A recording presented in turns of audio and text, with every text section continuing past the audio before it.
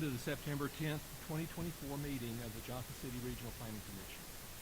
If you're here to speak during the public hearing portion of our agenda, please wait until I have opened the public hearing.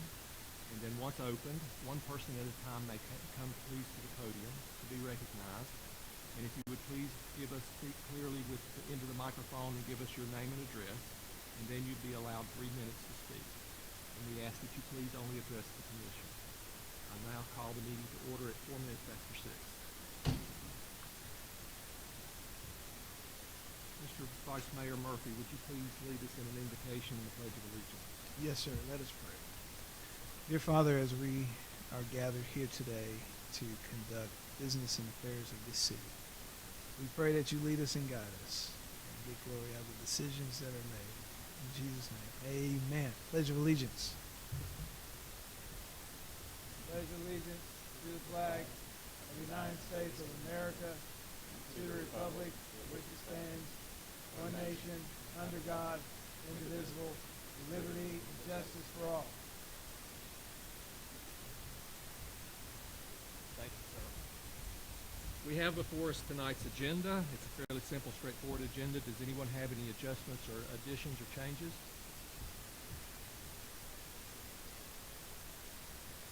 No. Second. All right, I have a motion and a second to approve the agenda as presented. Any discussion? All in favor say aye. Aye. Any opposed? Thank you very much. We have also before us the minutes of the August 13, 2024 meeting minutes.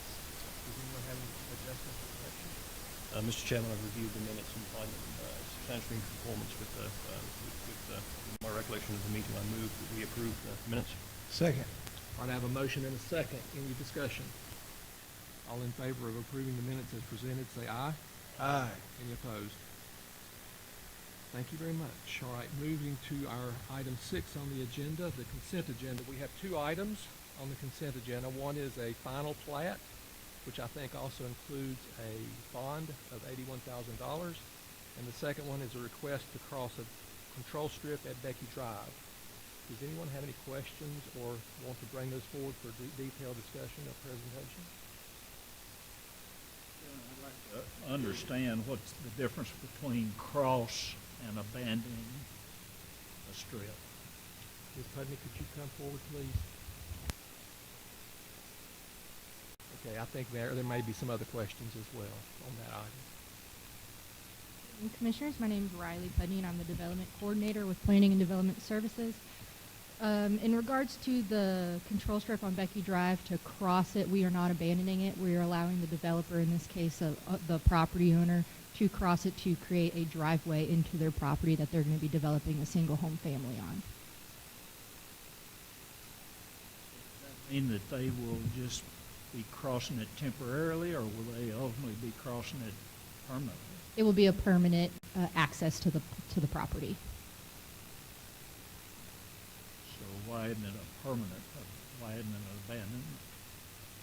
It's not an abandonment. It's the cross section is there to provide future access to vacant property for development, and so this is a formality that since that property is being developed, they have to cross that cross section. It's essentially like your interconnectivity stub for subdivisions. It's a cross section that's there.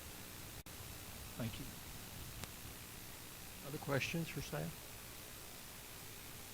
Ms. Pudney, do you have more detailed information you feel like we should see on this item in terms of a presentation?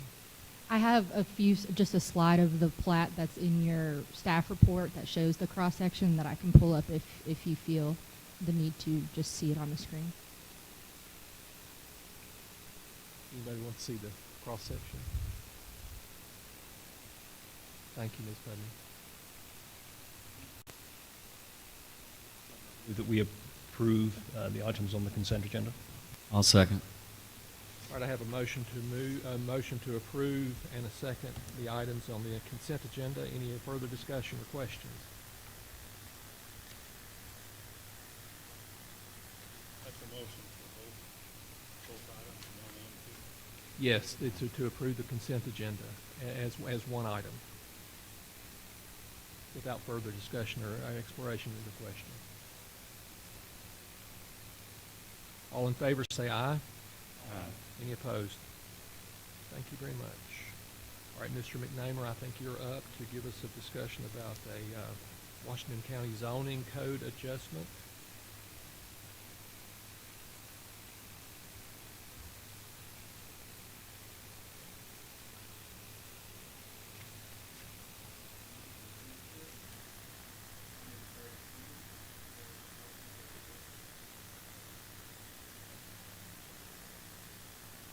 This is a text amendment to the Washington County zoning resolution concerning venues. This may look somewhat familiar to most of you, as this was already seen a couple of times by the Regional Planning Commission here. I'll go quickly over the previous proposal that was heard a couple times by our own Planning Commission. Amending Article 2 to define the term venue and then allowing it as a permitted use in the B3 district, which is the general business district, and the A1 district, the general agriculture district, upon review with further consideration of 1 through 8 here. Now, for a quick breakdown of their timeline of how this has gone, this was first introduced in February when the Washington County Regional Planning Commission recommended approval. Therefore, it comes to us in Jonesboro. This was heard by our Regional Planning Commission in March and in April, both of which it was stated by our Planning Commission and Jonesboro's Planning Commission that some of the extra requirements seen in the A1 district were unreasonable and too strict. That was taken into consideration by the Washington County Planning Department, and those extra requirements were removed, therefore just making venue a permitted use in those exact two districts, and then passing the definition into the resolution as well. In May of 2024, this was approved by the Washington County Board of Commissioners. However, it was acknowledged that there would be further amendments on the venues topic. First of which was a proposal to add parking and landscaping requirements, which was not included in the past amendment. And last year, that was recommended approval by the Washington County Regional Planning Commission, which brings us to today, reapproval by our Planning Commission. So what is the proposal? As mentioned on the last slide, setting minimum standards for landscaping and parking. First of which being Appendix A, identifying venues as a low-impact use. Some other things considered a low-impact use: churches, schools, recreation facilities, things alike. And then amending Section 502, required parking spaces, to include venues in that table and require 1 space per 4 seats or attendees, which was not included in the previously passed amendment. This amendment would essentially just add on as to what has already been included in ensuring consistency with other permitted uses that are in the zoning resolution that all have parking requirements and landscaping requirements. Washington County Planning Commission has recommended approval last month. Staff would recommend approval of this proposed amendment.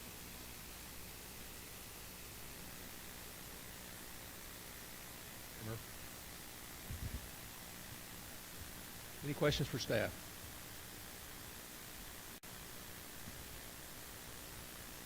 Seeing no questions for staff, I'll open the public forum for comments or questions or statements by the public. Seeing none, I'll close the public hearing. All right, ladies and gentlemen, what's your thoughts?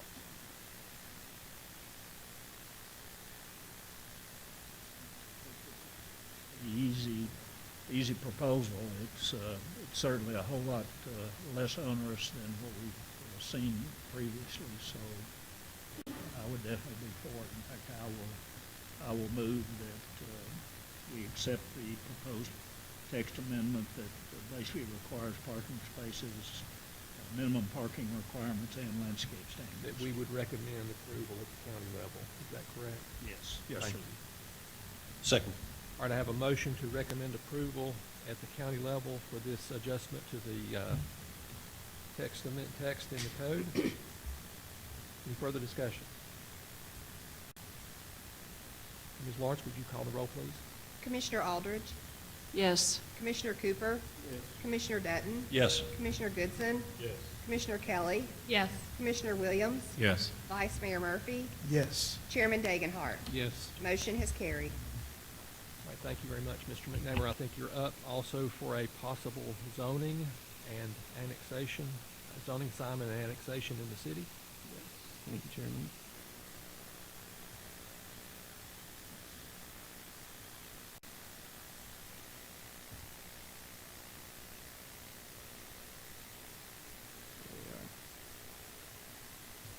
All right, this item is for a voluntary annexation located on the Fox property along Hopper Road. Tonight we will be considering the plan of services and the zoning assignment. Once again, another quick timeline here.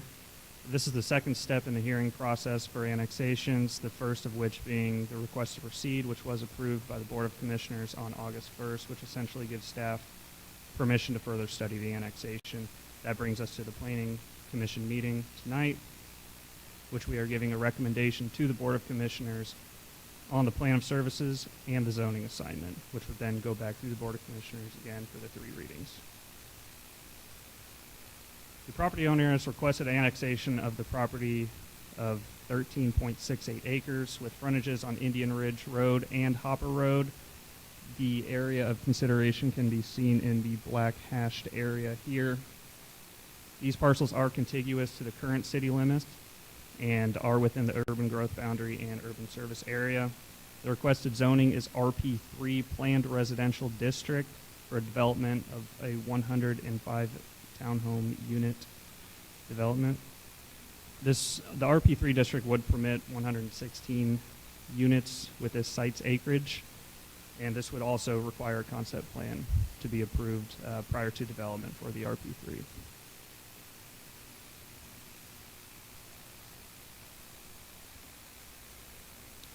Before we get into the details, just to familiarize ourselves with where we are in the city here, I've depicted the site with the orange X here. We can see the Indian Ridge Road frontage here that runs down to West Market Street, as well as the Hopper Ridge Road, or the Hopper Road frontage that runs also down to Market Street. This would be the Walmart on West Market. Hopper runs adjacent to the Harbor Freight here. The recent development, Archer's Point Phase 1 over here, and then Woodland Elementary School would be right here, also along Indian Ridge Road. Looking at this visual a little bit closer up, also marked with the orange X, it's pretty well outlined by the existing vegetation. You can see where the property lines lie here, and then the frontage would be through this area connecting up to Indian Ridge Road. The other frontage would be along here, and it would be along here where you see these 2 structures. Taking a look at the current zoning, we can see that where these parcels are contiguous to the existing city limits, they do directly abut R2 and R2B zoning districts, which are low-density residential, primarily used for single-family homes. Looking at the Washington County zoning, this property is currently zoned R1, low-density residential, which is quite comparable to our own R1 or R2 low-density residential district that we have with the city. And it is abutting other R1 zoned properties here, most of which an older subdivision along Poplar Drive here. There is existing A1 across to the north, a large tract of general agriculture district, and a little bit to the south here as well. Now, a main topic of interest for the RP3 district, and especially in this location, is going to be the permitted density. Many properties that you see, and on the last slide with the direct adjoining properties being zoned for single-family uses, they are not given a specific density. However, they are inherited density by having a minimum lot size requirement. This can vary quite a bit. In this area, the average density with different subdivisions and existing single-family neighborhoods is around 2 3/4 units per acre. The proposed RP3 zoning would permit 8.5 units per acre, which is a bit more. than the single-family district. However, it's important to consider that we are not directly comparing the RP3 to only the single-family. This area, and especially on the Indian Ridge frontage, is not exclusively single-family district. Taking a look at our visual here, I've outlined the Indian Ridge Road track here, which is a main connection point from North State of Franklin, outlined in green here, following down to another arterial in West Market Street here. Indian Ridge Road is classified as a collector in this location and has an impressive level of diversity of zoning districts applied along this frontage, almost every single residential zoning district. Keeping that main theme of residential zoning, however, it looks very different as you go along this frontage. We have R1, R2, R2A, R2B, R2C, R3, R4, RP2, RP3, and even some RM3 and 4s, which are manufactured home park districts, as well as the school with the A1 as well. So primarily residential. However, this is in no way all a single family frontage. There is multiple different types of residential uses on this frontage. I have labeled 4 of the closest multifamily developments that are existing along this frontage with the red X here, 2 of which do have the requested RP3 zoning already applied to them. The density of this is much more comparable to what we see with the requested RP3, varying anywhere from 6 to 12 units per acre, the RP3 permitting 8.5, falling right in the middle of that. Now, the current land use is mostly vacant on the 13-acre property, apart from the single-family house that is located on Hopper that would be demolished in favor of the new development, as well as an accessory structure on the other Hopper frontage. Future land use map does identify this area as appropriate for residential uses. There is no delineation between multifamily and single-family. It is simply residential. Now for the concept plan. As I mentioned earlier, with the RP3 district, there is a concept plan that would be binding, that would need to be approved by the Planning Commission and the Board of Commissioners. At tonight's decision, we are making a decision on the zoning assignment and the plan of services only. The current concept plan is only for visual purposes. There will need to be more changes made to this, and it will not be considered tonight with the zoning assignment. It will be considered at a later date. As I mentioned earlier, the RP3 permits 8.5 units per acre. That would come to a maximum of 116 units for this site's acreage. The proposed 105 units falls a little bit short of our maximum density allowed at 7.7 units per acre. It is showing an access point on both frontage. There will need to be a traffic study done to assess the impact on the surrounding streets of Indian Ridge and Hopper Road. Plan of services was developed, and information is provided in your packet on the following topics listed on the screen here. All applicable agencies have provided comments for the plan of services. Just looking at the map here in regards to the plan of services, this is quite unique in how we have an annexation that does have city property on all 4 sides. Obviously, it is in closer proximity to existing city services, so extension of city services would be minimized in this case. I'd like to go over a few points identified in the bridge plan, first of which being policy 241 concerning infill development in this highlighted area here. Policy of the city to encourage infill development within the city where streets, utilities, and other services are already available. While this property is not currently within the city limits, it is an area that's already within the urban growth boundary, within the urban service area. As I mentioned, there's city property scattered all around it, pretty much surrounding it, and the city services have already really been established for those past developments. So you could consider this an infill annexation, if you will. Next, looking at Objective 2.5 to encourage a variety of housing opportunities. The proposed zoning district being RP3 offers a different housing style than what we see directly abutting. However, it does still keep that residential character of the neighborhood and of the Indian Ridge frontage. Neighborhood meeting is not required for the zoning assignment nor the plan of services. Staff has not received any comments on this proposal at the time. Before I get into my recommendation, just like to reiterate that staff's recommendation is not being based on the concept plan. This is only the zoning assignment of RP3 and the plan of services. With that being said, staff recommends approval of the plan of services and the zoning assignment of RP3 based on the following rationale. The proposed zoning district is compatible with future land use map, as a future land use considers this appropriate for residential development. There are existing multifamily developments with similar densities located along Indian Ridge Road, 2 of which in close proximity already being assigned RP3, and this proposal promotes objectives explicitly stated in the bridge plan, those of which being policy 241, objective 25. That is all.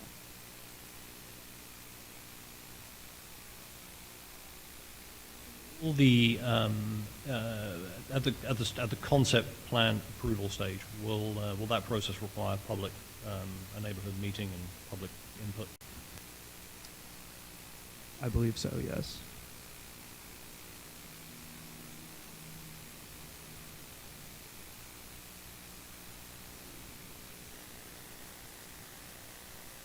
Evening.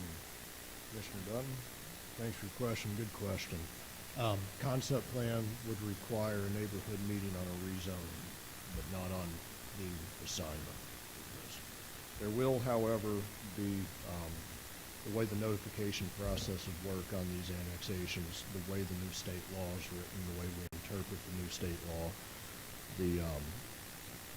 the neighbors will receive their notification of a public hearing once a public hearing has been established, a date certain for the Board of Commissioners.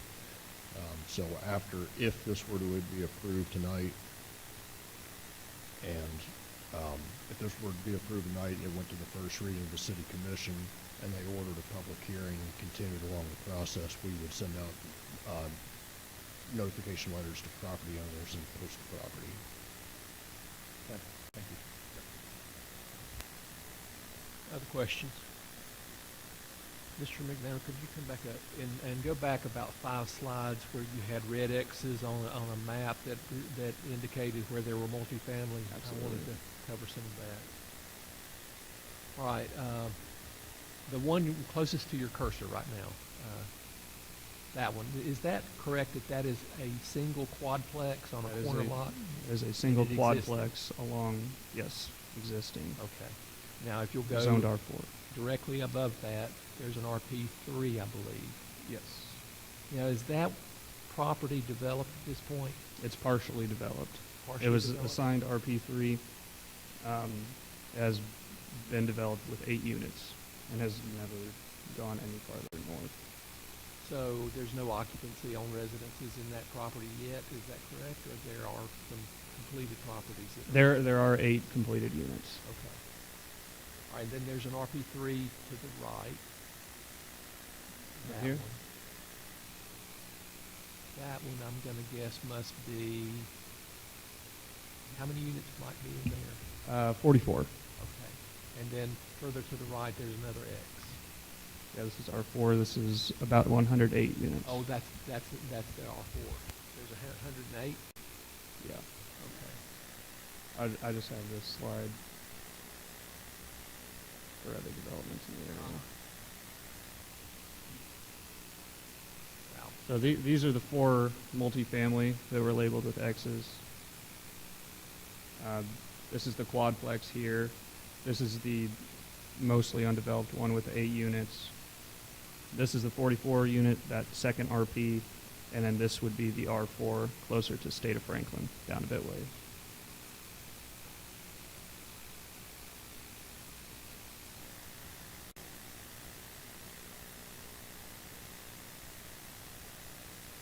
Of the notification process.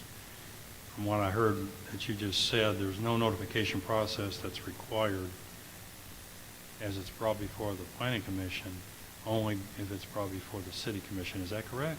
They'll call for it on the first hearing of the preliminary resolution. So you're not giving anybody an opportunity to know this has taken place before this meeting here, is that correct?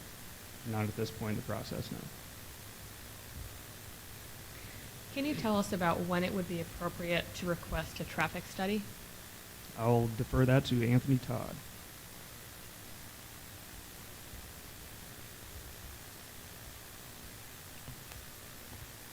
We will request a traffic study at the time that we get a concept plan so that we've got something that we can look at and work off of. At that time, they will need to look at the traffic along Indian Ridge Road and Hopper and show how much traffic is existing, how much is proposed, and then they'll have to look into the future and see what the traffic will be. Yeah, don't go away yet. You go. Are there any plans in the traffic study to make any improvements on Indian Ridge? Especially, I was thinking of that curve, that oddball curve that's in the middle of this as you head towards the state of Franklin. We actually have some plans. We're going to be putting a roundabout at the first curve as you come from the school, so the first curve of that dog leg. The second one, it will be made a little bit more gentle, and that's part of the development that's already underway. Could I ask, Bryce, could you come up and change the slide so we can see the graphic, the map graphic while he's describing this, please? The same one I brought up previously. Yeah, This one? that probably would work. Yeah, that's a good one. Okay. Could you please repeat yourself, Anthony, and Sure. with the cursor, give us some better. There will be a roundabout built at this intersection. The city is going to be building that. The developer of this property has already donated the right-of-way, and they also donated some right-of-way in this corner here, so we're going to make this curve a little bit more gentle. The intersection with Hopper Road will be a little bit better, with better sight distance, and be a little bit better intersection. Mr. Todd, how do you feel about the existing level of service on Hopper? I know this is a very just subjective question. Are we getting any complaints about excessive traffic on Hopper? Or? Not excessive traffic. We get complaints about the speed. Obviously, any neighborhood street, which most people would consider this, if you live on a single-family home, you consider it a neighborhood street. So most of them will not like a lot of traffic on it, but the main thing that we get complaints about is speed, and we've looked at some speed humps in that area. I mean, have you? I mean, just We looking already at it, have it's- some, yeah. yes. You're referring to traffic calming devices on That's Hopper? correct. There are 3, I think. There are 2 or 3. I didn't go back and look, but there are 2 or 3 there, and we've had requests for some more. Some of those were in the county, and the county has not been amenable to putting in the county at this time. Can you clarify, please, what portion of Hopper will go into the city with this transaction? Is it the whole of Hopper? It will not. It will come out to the middle of the right-of-way, just in front of the one frontage that connects to the point of Hopper that's not within the city, so it would come out to the middle of the right-of-way here. Just as this does here. So only along the frontage to the middle of Yeah, the right-of-way? we'd like to look into that to, really, this is the part that's in the county. It's a little gap.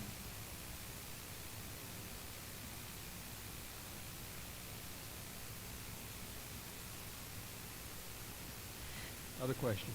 Please go ahead. Are you able to, since I don't frequent that part of Johnson City very often, are there residents yet in Archer's Point, or is that still under construction? I believe it's still under construction. It Okay, so doesn't- we don't have the full picture yet of what traffic looks like until that large development is occupied. But we can anticipate, we'll have some pretty significant growth of traffic in that area, right? I would defer once again. That as part of their study, they do have to look at adjacent properties and adjacent developments. So the one that is underway right now, they will have to project the traffic, even though it's not completely built out. As far as the right-of-way or the part that's in the city, from this point to the south is in the city right now. It is the portion from this point to the north that is not in the city right now.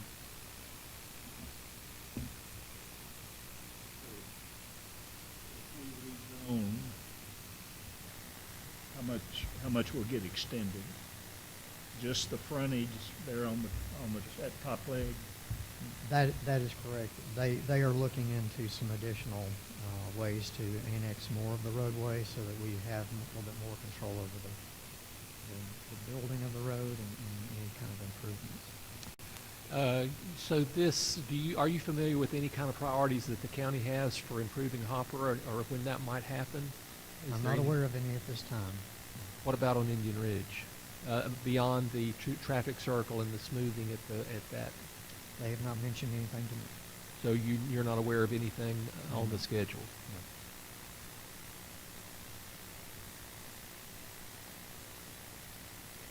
No. I have some heartburn about this density and the capacity of the streets existing to handle the additional traffic, considering there's additional build-out that's happening along that whole area as we speak.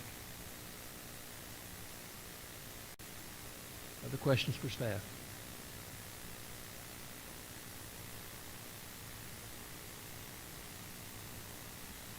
All right, thank you very much, Mr. McNover. I'll open the floor for public comment. If you'll please come to the podium, and I think the microphone's turned on. There should be a green light on the base of the microphone. And if you'll give us your name and address, please.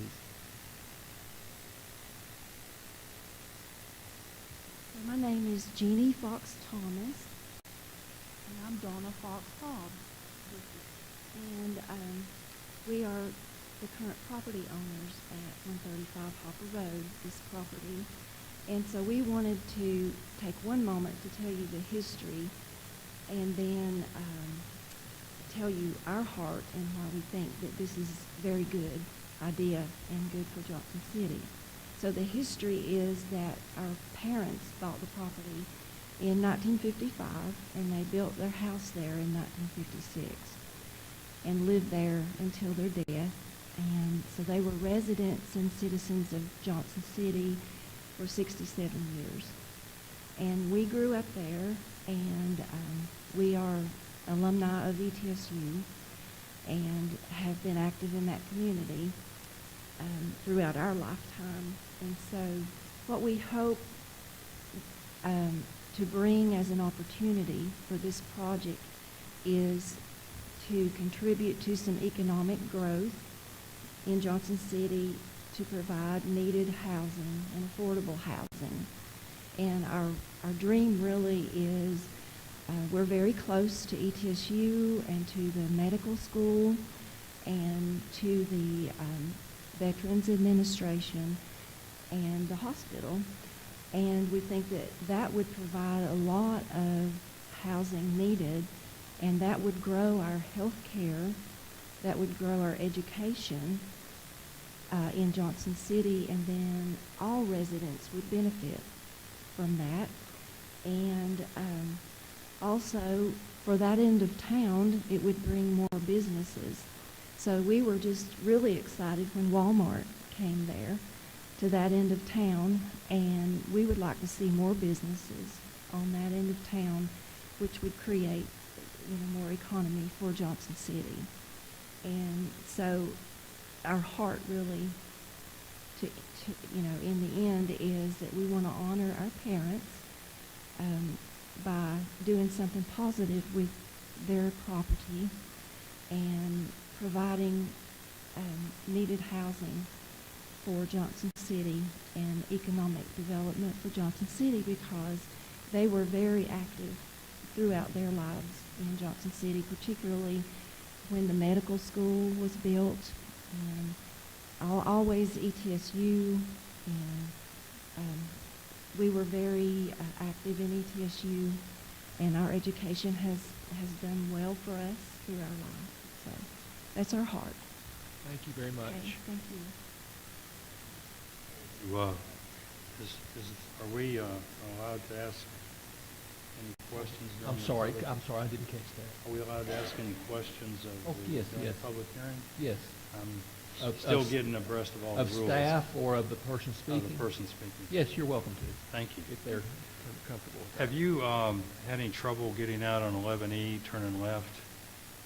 No, we haven't. Do you see that being a problem going forward? first of all, I want to commend you for tackling a project like this. It's a tough project, and I'm familiar with the area out there.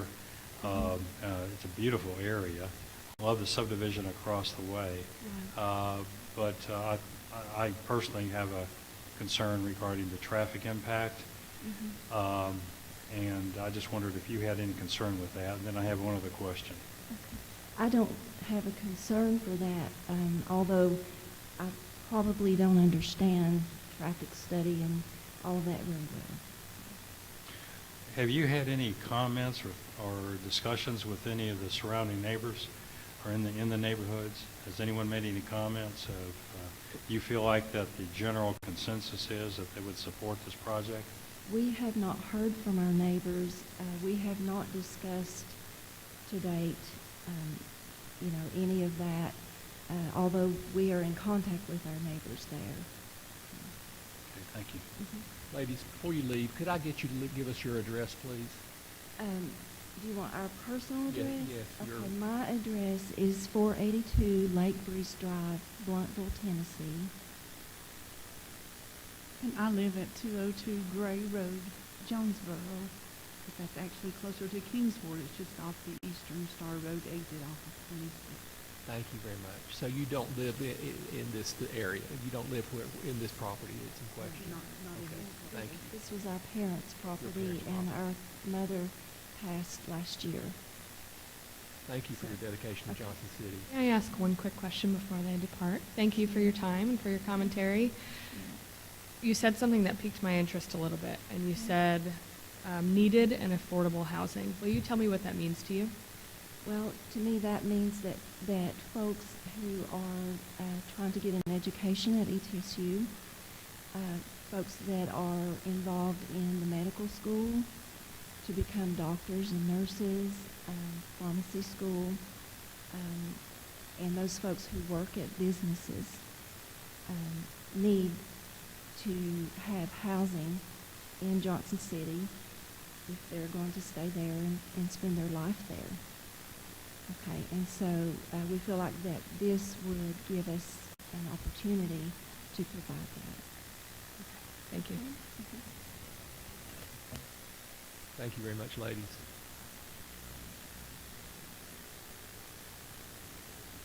Anyone else here to speak to the question?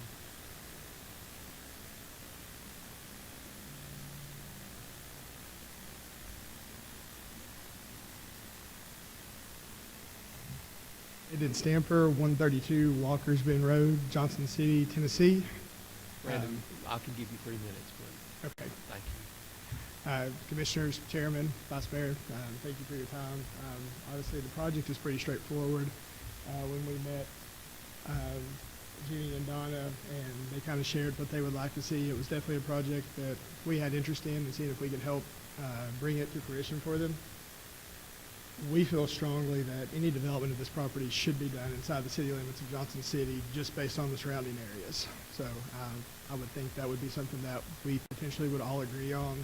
And then so I know that leaves us with a lot of the areas discussion that we have everywhere: infrastructure, traffic, zoning. So our thought is that with the RP3 zoning, the fact that that requires our concept plan moving forward, that gives plenty of time to address the traffic study.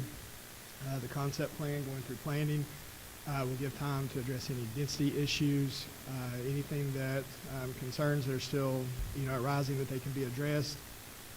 As with the development across the street with Indian Ridge, we gave up a fair amount of that property along the right-of-way there and extended those right-of-ways to allow room for the city to be able to make those S-curves, create that roundabout.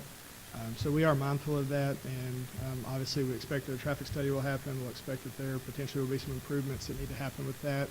And as we've done with any of the developments we've brought forward, that's something we would want to partner with the city in making sure is done in a way that's acceptable for all parties. So, if there's any additional questions, I'm happy to try and help point out, and if not, we don't want to take any more of your time than we need to. I believe you're party to some of the other developments on Indian Ridge. Is that correct? Yes, sir. Have you done any traffic studies on Indian Ridge for those other projects? Indian Ridge did not require a traffic study at the time. Okay. we were involved with an extensive traffic study with the Keyboard development. Yes, sir. Yes, sir. And we've also just did a traffic study with the Woodland Grove development that is getting ready to take place off of West Walnut. Any other questions? Thank you, sir. Thank you, guys. Anyone else here to speak with a question? All right, I'll close the floor for public comment. Now it's in our hands. Mr. Chairman, just as general commentary, really looking at the development of Mr. McNamer, I think you did a great job walking us through this. Honestly, as I look at it, I think the proposed development being townhomes, there are 105 units, but they're two-story. It's relatively low impact density. It's also density that, while greater than the neighboring single-family subdivisions, is very, very well buffered. It's not going to be obtrusive in any way. So I don't think it's really going to have I don't think it's the land use, the townhomes being there, is really not going to have an adverse impact on the existing single-family community. As we look at the geographical context of this site, I think it's worth noting it's pretty close to State of Franklin, and the B4 zoning there. You also have a precedent with RP3 adjacent to Indian Ridge. So again, I don't think it's going to have a negative impact on the adjacent community. I think it is in context. If anything, it's probably going to help property values in the neighborhood. So my only concern really would be traffic on Hopper. Hopper is a narrow street. It's a narrow street that's already got some traffic calming and may have a little bit more traffic calming added to it. But that stuff, all of that we can quantify through what the impact would be through a traffic study. And this has to come back to us again because it's RP. It does have to come back to us again for a concept plan. And perhaps the site is at that point, I don't know, but if certain improvements aren't possible to ensure an appropriate level of service on Hopper, then this site may well be constrained in terms of number of units by the finding of that traffic study. So I apologize for the rather long rambling I tried there, but to sum it up, within that context, I'm supportive of this. I think it's actually a very good use for this piece of property. Thank you very much. Other discussion? Agree with Commissioner Dutton, and I understand the recommendation as it relates to the future land use plan, as it relates to the bridge plan to develop infill lots. It's a very low impact as far as services. It's surrounded by city property. So I'm in full support of it. Also, because it's going to be coming back to us and there's time to work through, I think, the biggest heartburn issue that we all have, which is the traffic. But I think it's the fact that it's going to be coming back to us gives us plenty of time to work through that issue. Let's go ahead. I definitely think it's a great opportunity to use infill wisely. So I think the design, it's 11 units shy of hitting its max of 116 units potential for the site. It's 105 units. I'm curious, projecting into the future, if this would be used as a cut-through, scooting over to Hopper, or vice versa. I do wish that there were more neighbors in the room here tonight, because this feels like a really weighty decision, and I just wish that there was greater presence from the community, because I'm not convinced that there is full awareness that there is another large development when there's already a large development happening across the street. I think if I was a resident in this community, I would also have a little bit of heartburn, to put it in your words. So that does give me a little distress. I do understand we have more opportunities to review this, and I do see that it aligns with the bridge plan as previously mentioned. But I wish that there was a little bit more community engagement. It would give me more peace in the weight of this decision. And I was thankful that you reviewed the multifamily structures as they relate to the location of this development, You know, having a quad nearby, okay, that counts. Having 108 units up the road, that was a helpful point of reference. So, you know, just a few thoughts from me. Ultimately, I think it's a good use of infill. That's what the city needs to prioritize, but it's still it's a difficult decision to make. Thank you very much. I would like to echo any other questions or comments. You were gonna echo some of Yeah, I was going to Kelly's echo some comments. comments that she was making. I value the infill. I value the possibility of more additional residence capacity in Johnson City and a more achievable price point for our community. I think that's where this goes. I think I have concerns about the traffic flow on Hopper and also on Indian Ridge as Indian Ridge continues to build out additional housing capacity on that road. We may have something of a chicken and the egg problem. I think we already have a heavily burdened street structure. I think those improvements can be made and probably will need to be made in the future sooner than later. I also feel like this is an appropriate land use. So, As it pertains to the, I do find it an odd nuance of our process, and it's a process. It's not a choice, but it's an odd nuance of the process that an annexation with a zoning assignment does not require a neighborhood hearing, no neighborhood meeting, whereas just a zoning assignment would, where a rezoning would, and that may be something that we look into off as a separate issue. yes, it's a separate issue. I would also mention for the commission's sake that going forward, depending on how we make this zoning assignment, it could be constrained in terms of the capacity that's approved for that particular use of that property. It is not a by right that they can build anything that they want to. It's approved by us as it is defined as an RP district. So we may not see the Plat plan that we've seen presented here as an example of the kind of project that they visualize now. That could be changed. It could be different when it comes back to us, and we'll have decision rights on what the right density is, and I think that will be contingent upon what we see from the traffic study. Further comments or questions? Mr. Chairman, hearing no further comments from my colleagues, I would move that we recommend approval of the plan of services and zoning assignment, because I do believe it's consistent with it is consistent contextually with this area. I have a motion. Do I have a second? Second. All right, I have a motion and a second to approve the plan of services and recommend annexation zoned at an RP3. Is that correct? Thank you. Any further discussion? Ms. Lawrence, would you please call the roll? Commissioner Aldridge, Yes. Commissioner Cooper, Commissioner Dutton, Yes. Commissioner Goodson, Commissioner Kelly, Yes. Commissioner Williams, Yes. Vice Mayor Murphy, Yes. Chairman Dagenhart. Yes. Motion has carried. Okay, thank you very much, Mr. McNamara. Any other discussions or comments from the commission? All right, at the end of our agenda, I adjourn our meeting. Thank you very much for attending.